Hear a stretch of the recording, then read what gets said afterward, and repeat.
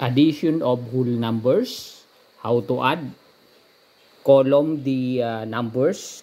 We have number 1, 356 plus 63.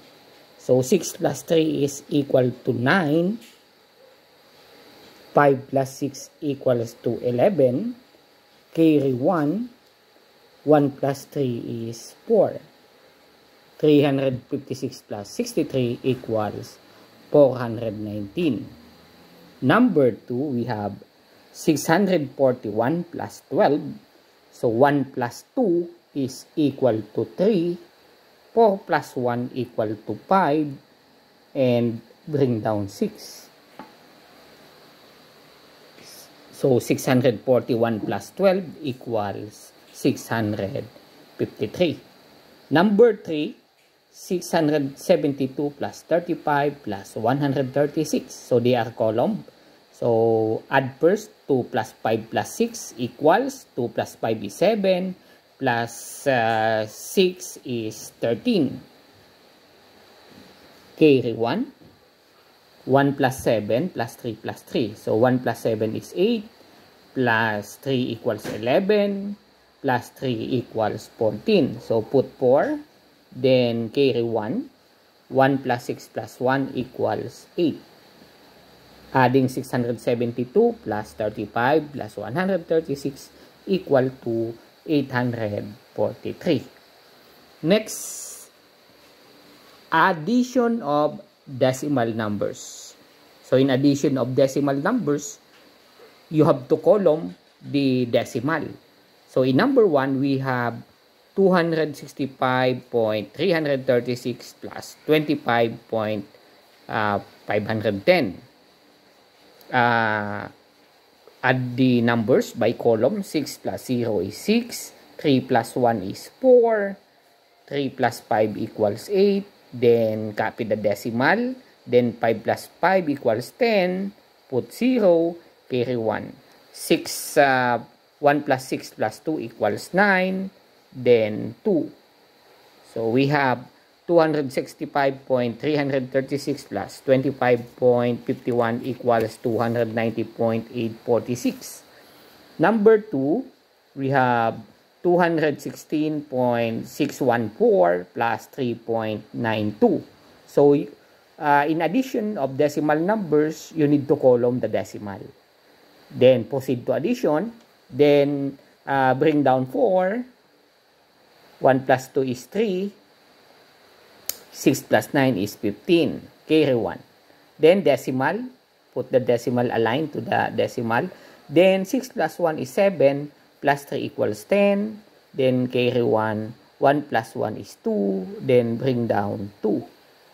So 216.614 plus 3.92 equals 220.534. Number 3.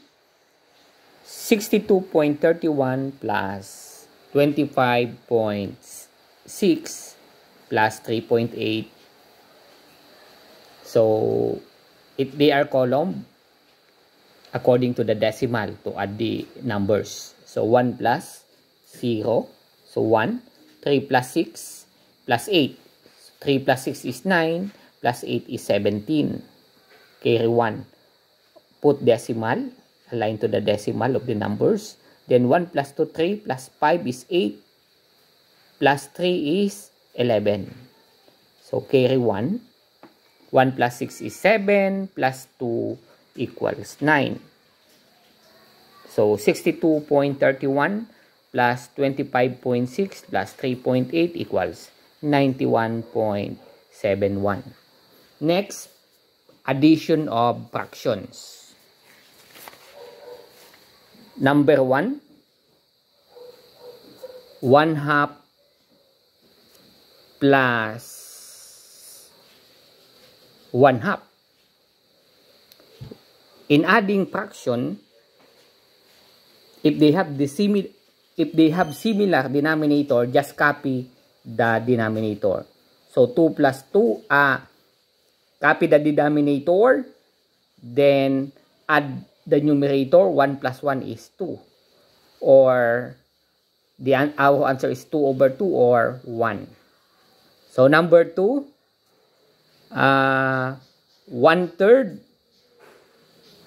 plus 2/3 equals, the rule in addition of fraction, when the denominator is similar, just copy the denominator, then add the numerator. So the numerator, 1 plus 2 is equal to 3. So 3/3 equals or equivalent to 1. How about if the fraction is the similar fraction? For instance, 2/3 plus 1/5. They are considered dissimilar denominators. We have 3 and 5. To get the answer in adding dissimilar denominators, you need to get the least common denominator. To get the least common denominator, you multiply the denominator. 3 times 5 equals 15. Then 15 divide 3 is 5 times 2 equals 10. Then 15 divide 5 is 3 times 1 is 3. So this will equal to, you simplify, 10 plus 3 equals 13 over 15. So this will be your answer. Number 4. For instance, we have 1/4 plus 1/6. 1/4 plus 1/6. How you are going to add? They are dissimilar. They have dissimilar denominator. We have 4 and 6 denominator. To add the dissimilar denominators in fraction, you need to get the least common denominator. What number will be considered common to compute the addition, to add the number? Is 6 is possible? 6 is not possible to 4. Is 8 is possible to 4? Possible if we will put denominator 8. But in 6, not. How about 10? Both 10 is not applicable. So the next is, if we will multiply, it will become 24, but it cannot be considered as the least common denominator. So the next number possible, 12.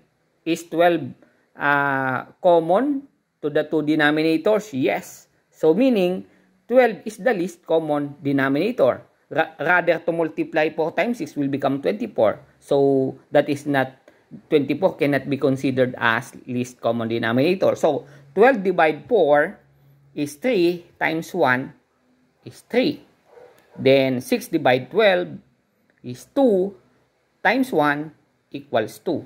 So 3 plus 2 equals 5 over 12. So this will be your answer. Now let us proceed to addition of algebraic expressions. In addition of algebraic expression, the rule to be followed is combine similar terms. If they are not similar, you do not need to add.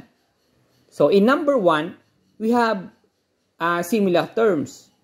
We have 3a plus 2a. Therefore, 3a plus 2a equals 5a. We can combine the two because they have the same, they are considered similar term. In number 2, we have 3x plus 5a plus 2a. Is there any similar term? There is. So, in 3x, no other similar term that we can add. So, if there is no other term that can be added, just put copy 3x. Then, we have 5a and 2a. So, they are similar terms. So, meaning we can add. So 5a plus 2a equals 7a. So this will become 7a. Therefore, our answer 3x plus 5a plus 2a equals 3x plus 7a. Next number 3. We have 6x plus 2x plus 10a. We have similar terms, the 6x and 2x. So meaning we can add 6x plus 2x equals 8x. Then just copy positive 10a because no other term that can be added.